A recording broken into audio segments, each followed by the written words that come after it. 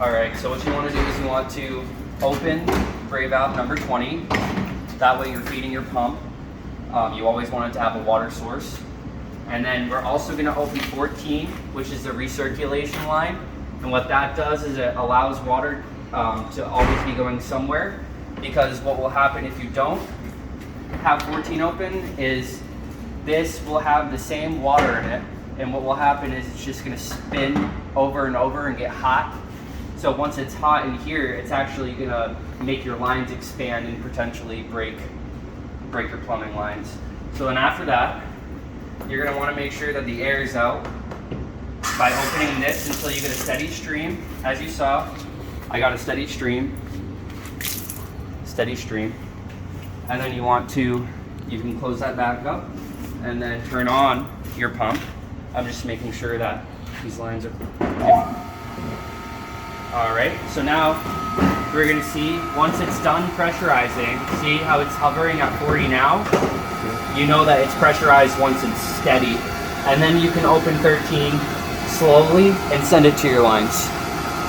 And then shut down is that in reverse, essentially. So what you're going to want to do is you're going to want to close 13, but it's already closed now.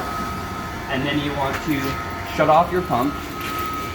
So gray water off.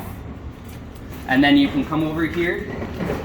From day to day, you can usually leave 14 open.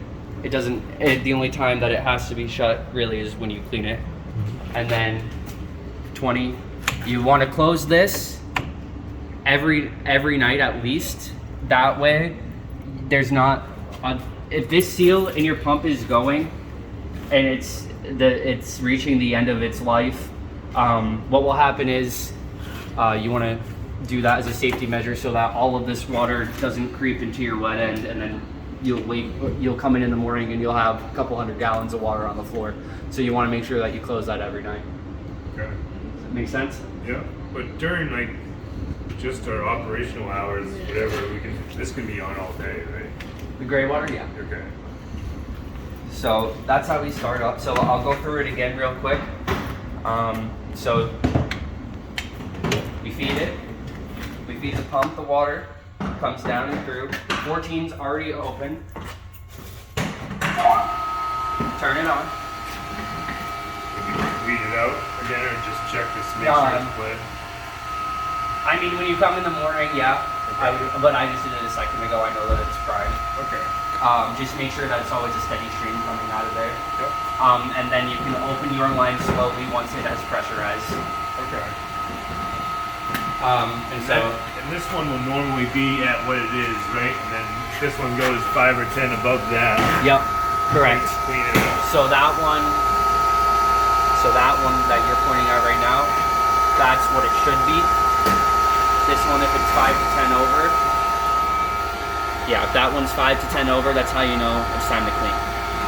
All right, 5 to 10 above where it's now, or 5 to 10 above that one? Above that one. Okay, yes. all right. Yeah. So it's at 40 right now, so if this one was reading like 45, you know that it's time to clean, because if you don't, you're gonna ruin, I believe it's like a $600 $1,000. even for an SF6? Yeah. And okay, so it's a $1,000 part that you don't wanna. You don't want to mess up. Yeah, right. So The NF6 is the tank or the filter?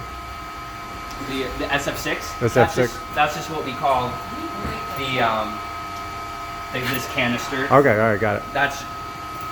It's the Great Tech, but we also Great. SF6, Yeah, because we got it. also have one size bigger, SF10. So now I would make sure that 13, the line to your shop is closed.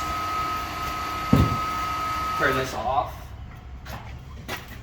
And then close 20. You don't want to close 20 until after the pump's off. Because if you close 20 before the pump is off, you have the potential of it Running dry? not running dry. It would actually just circulate. Oh yeah, it would. Yeah, no, yes, you are right. It would run dry. This one is the one that if you closed it, then it would just circulate the same water over and over. So, do one of you guys want to try it? I was lucky. I'm like the least mechanical person here, so. Yeah. All right. Who's gonna be running it more? You? You want to try it? He's in All charge. right. He's the shop master. Extraordinaire. And then if he I gets mean, hurt or it's- injured or dies, then I'll have to know how to do it.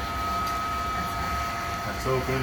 Yep. I slowly open that, or Yep. I bleed this first in What's the morning that? just to make sure.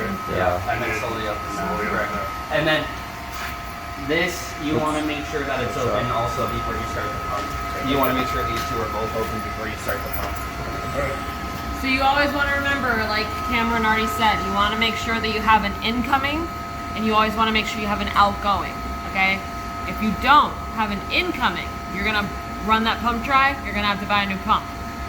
You don't have any outcoming, you're gonna heat up that water so much that line coming right outside of that pump is gonna expand, and then you're gonna have to buy your plumbing for that.